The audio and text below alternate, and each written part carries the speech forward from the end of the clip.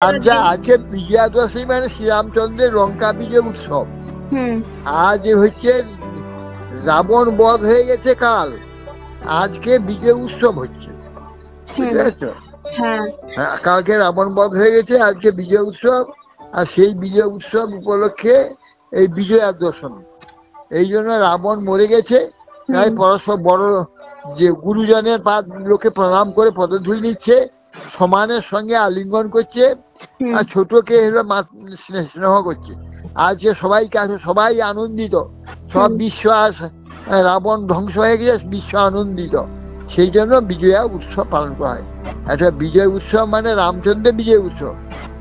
দেবী চলে ওঠার জন্য বিজয় উৎসব নয়, বিজয় উৎসবটা হচ্ছে রামচন্দ্র লঙ্কা বিজয়। আচ্ছা, হ্যাঁ, আমাদের মন তো রাবণ, 10টা মাথায় 10টা ইন্দ্রিয় আছে না, রাবণের 10 মাথা। আমাদের মনটা হচ্ছে রাবণ, ওর 10টা মাথা, এই 10টা ইন্দ্রিয়।